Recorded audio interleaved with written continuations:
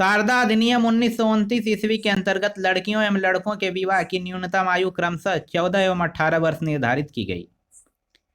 1929 ईस्वी में अजमेर निवासी प्रसिद्ध शिक्षाविद विलास शारदा के प्रयत्नों से यह बाल विवाह निषेध कानून बन पाया। इन्हीं के नाम पर इसे शारदा अधिनियम कहा गया।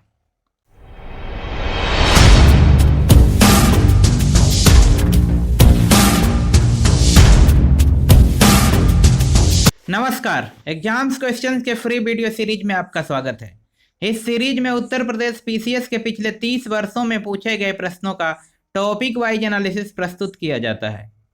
आज के वीडियो में उत्तर प्रदेश पीसीएस द्वारा 2012 के प्रीलिम एग्जाम में पूछे गए मॉडर्न हिस्ट्री ऑफ इंडिया यानी आधुनिक भारत के इतिहास के सभी प्रश्नों का डिटेल्ड एनालिसिस प्रस्तुत किया जाएगा। चलिए शुरू करते हैं। क्वेश्चन नंबर 1, राम मोहन राय को राजा की उपाधि किसने दी थी? पहला लॉर्ड विलियम बेंटिक ने, दूसरा अकबर सेकंड ने, तीसरा ब्रह्म समाज के अनुयायियों ने, चौथा सती प्रथा का विरोध करने वाले बुद्धिजीवियों ने। जिसका सही जवाब है दूसरा, अकबर सेकंड ने। राम मोहन राय को राजा की उपाधि मुगल सम्राट अकबर द्वितीय ने 1830 ईस्वी में प्रदान की थी। राजा राम मोहन राय को भारतीय नवजागरण का अग्रदूत, सुधार आंदोलन का प्रवर्तक, आधुनिक भारत का पिता एवं नव प्रभात का तारा कहा जाता है। अगला प्रश्न, निम्नलिखित कॉलेजों में सर्वप्रथम किसकी स्थापना हुई थी? पहला हिंदू कॉलेज कलकत्ता, दूसरा दिल्ली कॉलेज, तीसरा मेयो कॉलेज, चौथा मुस्लिम एंग्लो ओरिएंटल कॉलेज। जिसका सही जवाब है पहला, हिंदू कॉलेज कलकत्ता। कॉलेज एवं उसके स्थापना वर्ष, हिंदू कॉलेज कलकत्ता 1817 में, दिल्ली कॉलेज 1824 में, मेयो कॉलेज 1875 में, मुस्लिम एंग्लो ओरिएंटल कॉलेज 1875 में। एंग्लो अरेबिक कॉलेज की स्थापना 1692 ईस्वी में हुई थी, जिसका नाम बदलकर 1824 में दिल्ली कॉलेज कर दिया गया। वर्तमान में इसका नाम जाकिर हुसैन कॉलेज है। अगला प्रश्न, शारदा अधिनियम के अंतर्गत लड़कियों एवं लड़कों के विवाह की न्यूनतम आयु क्रमशः कितनी निर्धारित की गई थी? पहला 12 एवं 16, दूसरा 14 एवं 18, तीसरा 15 एवं 21, चौथा 16 एवं 22। जिसका सही जवाब है दूसरा, 14 एवं 18।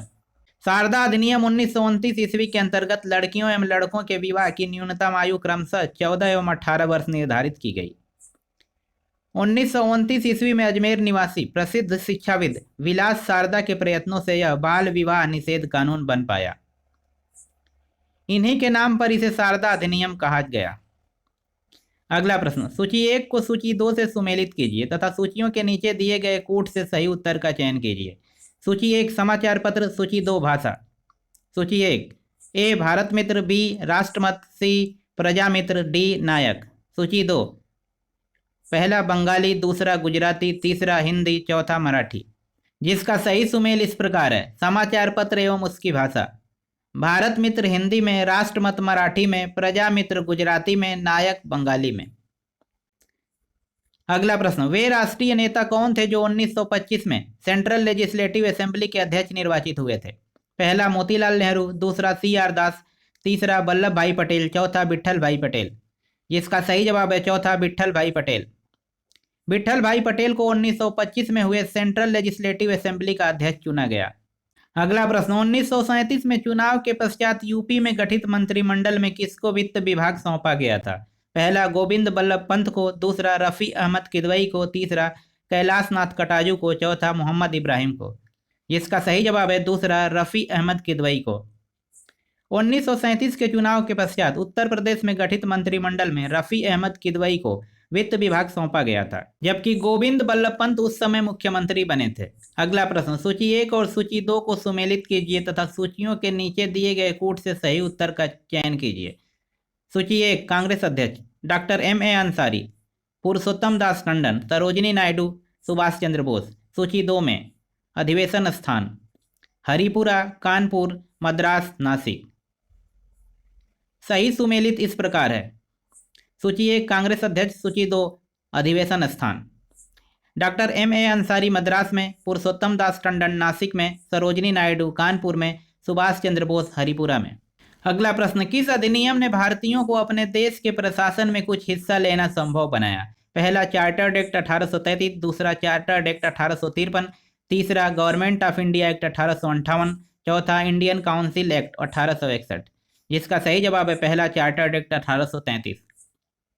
1833 के चार्टर्ड एक्ट ने पहली बार भारतवासियों को अपने देश के प्रशासन में कुछ हिस्सा लेना संभव बनाया। कानून बनाने के लिए गठित वायसराय की कार्यकारिणी परिषद में कुछ गैर सरकारी सदस्य ऊंची श्रेणी के भारतीय थे। अगला प्रश्न, प्रथम महायुद्ध के दौरान कहां पर भारत की एक अंतरिम सरकार बनी थी जिसके प्रेसिडेंट राजा महेंद्र प्रताप थे? पहला अफगानिस्तान में, दूसरा जर्मनी में, तीसरा सिंगापुर में, चौथा तुर्की में। जिसका सही जवाब है पहला अफगानिस्तान में। प्रथम महायुद्ध के दौरान 1914 से 1918 अफगानिस्तान में भारत की एक अंतरिम सरकार बनी थी जिसके प्रेसिडेंट राजा महेंद्र प्रताप थे। इन्होंने अपने सहयोगी बरकतुल्ला के साथ 1915 ईस्वी में काबुल अफगानिस्तान में भारत की प्रथम अस्थायी सरकार बनाई थी। अगला प्रश्न, निम्नलिखित में से किन आंदोलनों ने महिलाओं को घर के चार दीवारी से बाहर निकाला? नीचे दिए गए कूट से सही उत्तर चुनिए। पहला स्वदेशी आंदोलन, दूसरा होम रूल आंदोलन, तीसरा असहयोग आंदोलन, चौथा सविनय अवज्ञा आंदोलन। जिसके कूट पहला केवल पहला और तीसरा, दूसरा केवल दूसरा और चौथा, तीसरा केवल तीसरा और चौथा, चौथा सभी। जिसका सही जवाब है चौथा सभी। स्वदेशी आंदोलन 1905 में, होम रूल आंदोलन 1916 में, असहयोग आंदोलन 1920 में, सविनय अवज्ञा आंदोलन 1930 ने महिलाओं को घर के चार दीवारी से बाहर निकाला। इन सभी आंदोलनों में महिलाओं ने बढ़ चढ़कर भागीदारी निभाई। इसी क्वेश्चन के साथ इस साल पूछे गए प्रश्न समाप्त हुए। ऐसे ही और वीडियो के लिए एग्जाम्स क्वेश्चंस को सब्सक्राइब करना ना भूलें। धन्यवाद।